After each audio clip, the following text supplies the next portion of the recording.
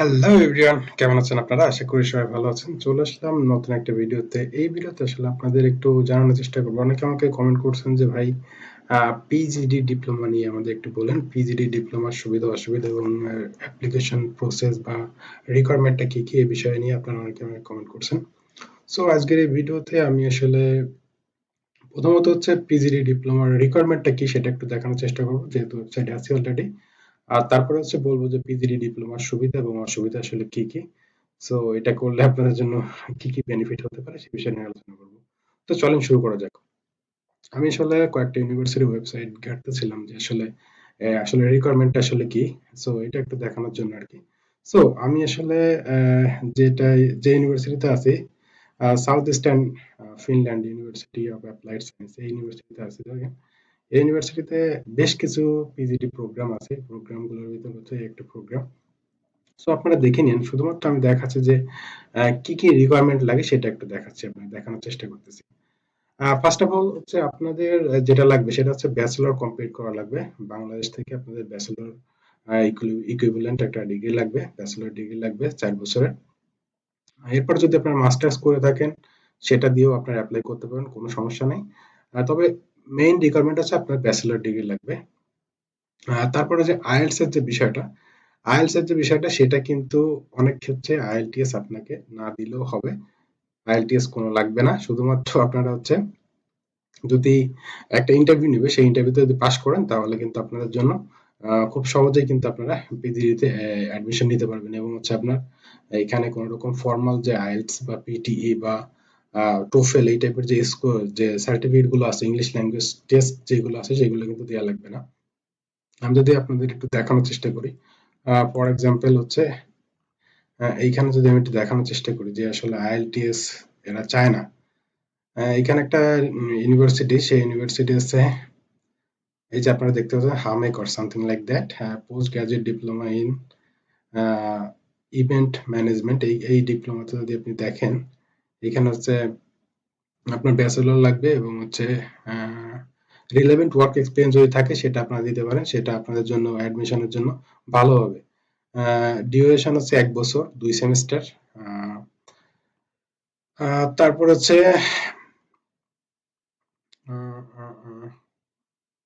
আচ্ছা, খুঁজে পাইলাম না এখানে, এইখানে দেখি, অবশ্য সমস্যা নেই, যে কোনো জায়গায় পাইলে হচ্ছে। এই যে দেখেন, আমি আর একটা ইউনিভার্সিটিতে দেখতেছিলাম, সেটা হচ্ছে মেট্রোপলিয়া। এটা হচ্ছে একটা অ্যাপ্লাইড সায়েন্স ইউনিভার্সিটি। সো এই ইউনিভার্সিটি যদি আপনি দেখেন, প্রোগ্রামটার নাম হচ্ছে business business management. So business ম্যানেজমেন্টের যে প্রোগ্রামটা আছে, এই প্রোগ্রামটা যদি আপনি দেখেন, একটু দেখানোর চেষ্টা করি যদি, রিকোয়ারমেন্ট, মেইন রিকোয়ারমেন্ট হচ্ছে আপনার যে যেটা বলছিলাম ব্যাচেলর ডিগ্রি। এখন দেখেন ইংলিশের যে বিষয়টা, সেই বিষয়টা নিয়ে একটু আমি একটু আলোচনা করব। ব্যাচেলর থাকতে হবে সেটা আপনাদের বলছি। আহ, এখন English language, English language proficiency skill equivalent to academic IELTS academic 6.5।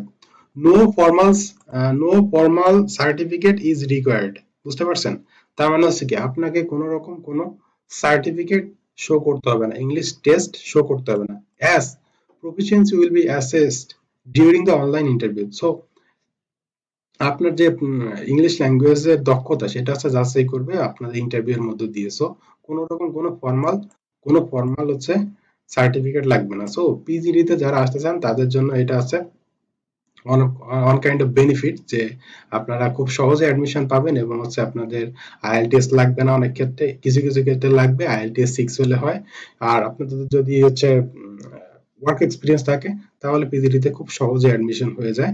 এখানে আহামরি কোনো কম্পিটিশন থাকে না। পিজিডি খুব সহজেই আপনারা অ্যাডমিশন পেয়ে যাবেন, এটা হচ্ছে বিষয়। ইভেন হচ্ছে পিজিডির যে বিষয়, এখানে কিছু কিছু এজেন্সি আছে যারা আসলে ডিরেক্টলি কাজ করে ইউনিভার্সিটির পক্ষ হয়ে, তারা আছে এই প্রোগ্রামটা প্রমোট করে এবং হচ্ছে তারা কিছু টাকা, হয়তো তারা কিছু টাকা বেনিফিট পায়, হয়তো টিউশন ফির একটা পার্সেন্টেজ তারা পায়। এটা আমি 100% শিওর না তারা কত পার্সেন্ট পায় বা কি থেকে পায়। সো এখানে ইউনিভার্সিটির কিছু কোলাবোরেটর আছে, তারা কিন্তু ওয়েবসাইটে লেখা থাকে যে তাদের কোন এজেন্টের সাথে তারা কাজ করে। এটা আপনারা দেখলেই বুঝতে পারবেন, যদি আপনারা ওই ইউনিভার্সিটিতে আবেদন করতে চান এবং ওই হচ্ছে এজেন্টের মাধ্যমে আবেদন করতে চান, তাহলে কিন্তু আপনারা পেয়ে যাবেন। সো এটা ছিল আসলে, আমি যদি একটু দেখানোর চেষ্টা করি সেটা, এখানে যদি কোথাও যেন দেখছিলাম আমি আসলে অ্যাপ্লিকেশন প্রসেস, এই দেখেন এই যে আপনাদের যে এজেন্সির যে ব্যাপারটা আছে সেটা আছে, বলতেছে দেখেন, জামেক কোলাবোরেটস উইথ, এই যে একটা এজেন্সি, এটা আছে ইন্ডিয়ার একটা এজেন্সি। তারপর আছে এই যে ম্যাক্স গ্লোবাল, এটা একটা ইস্ট আফ্রিকান একটা এজেন্সি।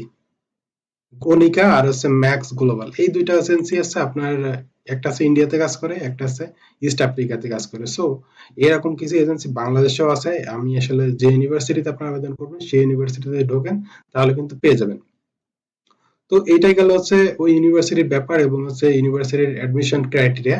এখন যদি আমি টিউশন ফির কথা বলি, টিউশন ফির ব্যাপারটা যদি আমি দেখাই আপনাদের, টিউশন ফি টিউশন ফিটা হচ্ছে আপনার হচ্ছে 12,000, প্রায় 11,700 ইউরো ইনক্লুডিং ব্যাট পার ইয়ার, বুঝতে পারছেন? তো 2 সেমিস্টারে আপনাকে প্রায় 12,000 ইউরো দেখাতে হবে বা 12,000 ইউরো টিউশন ফি দিতে হবে।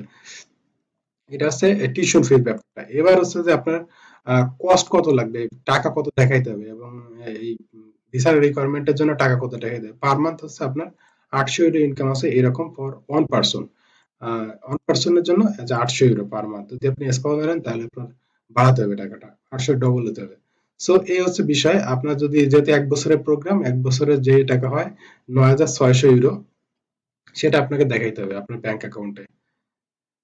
800 থেকে 1,000 ইউরো পার পার্সন, 9,600 ইউরোর মতো হবে, প্রায় 10,000 ইউরোর মতো হবে, সেটা আপনাকে দেখাইতে হবে। তবে আরেকটা বিষয় আছে যে আপনি কিন্তু 1 সেমিস্টারের টাকা দিয়ে অনেক ক্ষেত্রে আপনারা ফ্লাই করতে পারবেন। 6,000 সামথিং দিয়ে আপনারা কিন্তু ফ্লাই করতে পারবেন, বুঝতে পারছেন? এর একটা বেনিফিট। তো এখন যদি আমি ওভারঅল পিজিডি কোর্সের যে বিষয়টা সেটা নিয়ে আলোচনা করি এবং এর সুবিধাগুলো অসুবিধাগুলো যদি দেখানোর চেষ্টা করি, তাহলে হচ্ছে কি হবে, মানে আপনাদের জন্য ভালো হবে কিনা সেই বিষয়টা নিয়ে যদি আলোচনা করি। ফার্স্ট অফ অল হচ্ছে পিজিডি তে আপনি যদি আসেন তাহলে কিন্তু আপনি বি পারমিট পাবেন। বি পারমিট মানে হচ্ছে আপনার পিআর এর ক্ষেত্রে এই পাওয়ার পারমিটটা হচ্ছে হাফ কাউন্ট হবে। পিআর এর ক্ষেত্রে হাফ কাউন্ট হবে, মানে হচ্ছে যারা আছে এ পারমিটে আছেন, এ পারমিটের বিষয়টা হচ্ছে যে পিআর এর ক্ষেত্রে ফুললি ইয়ারটা কাউন্ট হয়। যেমন ফর এক্সাম্পল হচ্ছে আপনি যদি ব্যাচেলরে আসেন তাহলে এ পারমিট পাবেন, মাস্টার্সে আসেন এ পারমিট পাবেন, পিএইচডি তে আসেন এ পারমিট পাবেন, কিন্তু যদি পিজিডি তে আসেন তাহলে কিন্তু বি পারমিট পাবেন। এটা হচ্ছে প্রথম অসুবিধা। আর বি পারমিট পাইলে আপনারা যে স্পাউস বা চিলড্রেন আনবেন সেই ক্ষেত্রে কোনো ধরনের কোনো বেনিফিট পাবেন না। এটা আরেকটা বড় ধরনের অসুবিধা। একটা হচ্ছে পিআর এর ক্ষেত্রে সমস্যা, তারপর হচ্ছে বেনিফিটের ক্ষেত্রে আপনাদের কোনো ধরনের কোনো বেনিফিট পাবেন না। তারপরে যে অসুবিধা আছে আপনার যে ব্যাংক অ্যাকাউন্ট এবং পুলিশ কার্ড আপনাদের দিবে না। শুধুমাত্র ব্যাংক অ্যাকাউন্ট পাবেন, ব্যাংক অ্যাকাউন্ট করতে পারবেন, তাহলে অনেক ঝামেলা হবে, অনেক হ্যাসেল হবে, অনেক ঝামেলা করে এসে অনেক কিছু চাইবে। যেহেতু আপনার পুলিশ কার্ড নাই, ব্যাংক অ্যাকাউন্ট করতে গেলে পুলিশ কার্ড দরকার হয়। তো সেই ক্ষেত্রে একটা হ্যাসেল পোহাতে হবে। আর আরেকটা যে বড় অসুবিধা সেটা হচ্ছে যে আপনারা কিন্তু পোস্ট স্টাডি ওয়ার্ক পারমিট কিন্তু পাবেন না। Post study work permit PGD তে পাবেন না। পিজিডি করার পরে আপনারা কি করতে পারেন সেটা হচ্ছে যে আপনারা আরেকটা মাস্টার্স প্রোগ্রামে অ্যাডমিশন নিতে হবে যদি আপনারা ফিনল্যান্ডে থাকতে চান।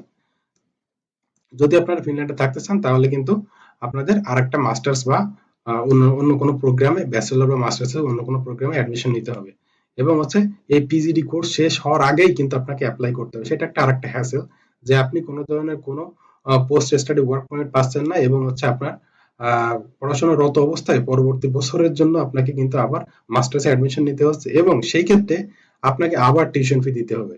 এবং পিজিডি তে ভর্তি হইলে যে মাস্টার্সে সহজে অ্যাডমিশন পাবেন তা কিন্তু না। মাস্টার্সে অ্যাডমিশন পাওয়ার জন্য আপনাকে ওই মাস্টার্সের যে রিকোয়ারমেন্ট সেটা ফুলফিল করতে হবে। ইভেন তখন কিন্তু আপনাকে আইএলটিএস দিতে হবে।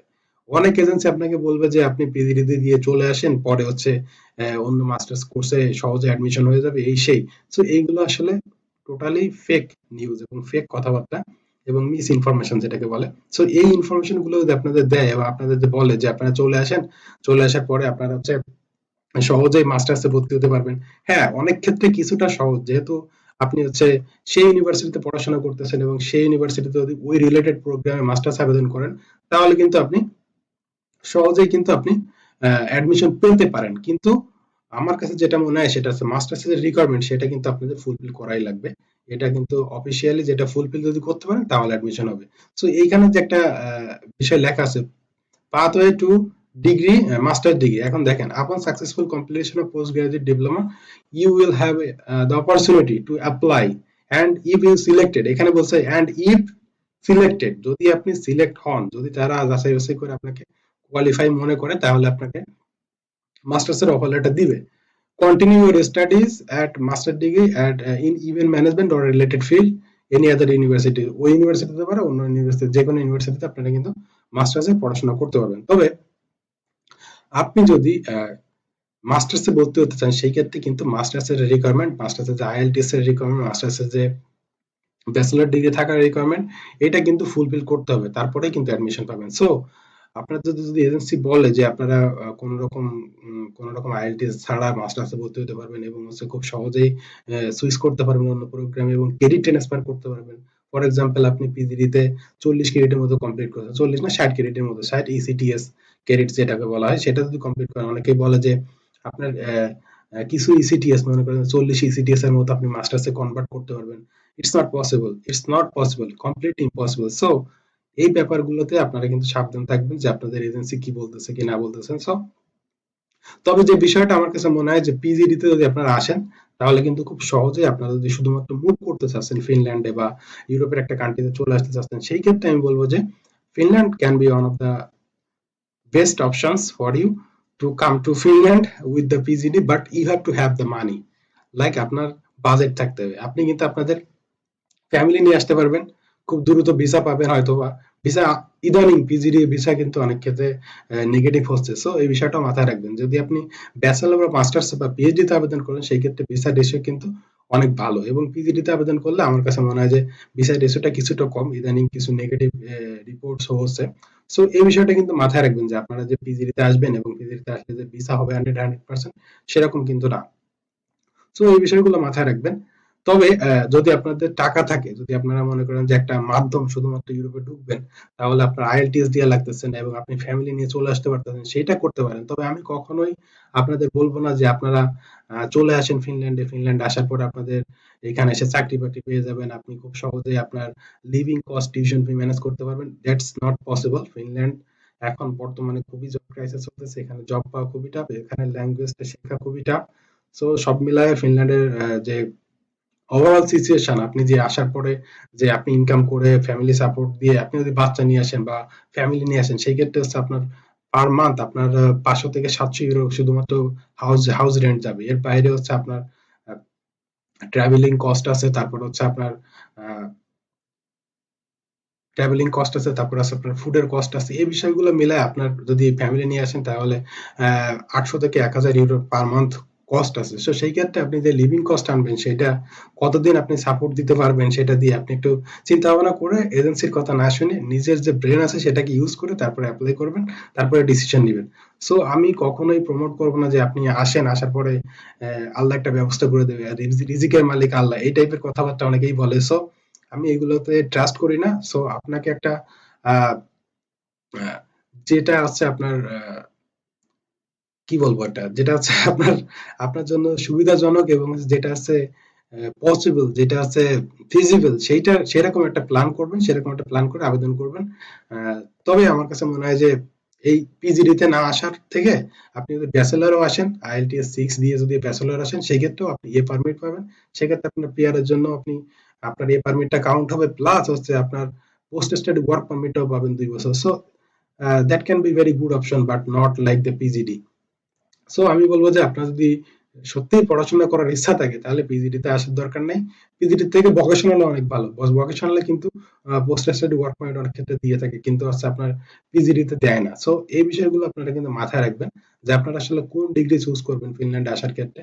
সো পিজিডির ব্যাপারটা আপনারা একটু কেয়ারফুলি হ্যান্ডেল করবেন, এবং যারা আসলে শুধুমাত্র আসার জন্য আসতে চাচ্ছেন তারা আসতে পারেন। তবে সেক্ষেত্রে আপনার টিউশন ফিটা দিতে হবে, টিউশন ফি যে খরচ সেটা কিন্তু মাথায় রাখতে হবে। এবং পরবর্তীতে যদি মাস্টার্সে ভর্তি হতে চান, যেহেতু আপনি পোস্ট স্টাডি ওয়ার্ক পারমিট পাবেন না, মাস্টার্সে ভর্তি হতে গেলে কিন্তু আপনাকে প্রায় 12,000 থেকে 15,000 টিউশন ফি পার ইয়ার দিতে হবে। সো এই বিষয়গুলো মাথায় রেখে আপনারা ডিসিশন নেবেন, এবং আপনার স্পাউস আনতে গেলে, বাচ্চা আনতে গেলে আপনাদের টিউশন ফি রেসিডেন্ট পারমিটের জন্য আবেদন করার সময় কিন্তু পার পার্সন 9,600 ইউরো দেখাতে হবে, দেখায় আবেদন করতে হবে। সো এই বিষয়গুলো মাথায় রেখে আপনারা পিজিডি বা অন্য যে কোনো প্রোগ্রাম আসতে পারেন, তবে আমি সবসময় রিকমেন্ড করবো যে পিজিডি বাদ দিয়ে অন্য অপশন খোঁজেন। সেহেতু আপনার যেহেতু আপনি ফিনল্যান্ডে আসতে চাচ্ছেন এবং থাকতে চাচ্ছেন, সেই ক্ষেত্রে আমার মনে হয় যে আহ, একটা সাস্টেইনেবল অপশনটা চুজ করা বেটার। পিজিডি বেটার না, আপনাদের জন্য বেটার হবে না।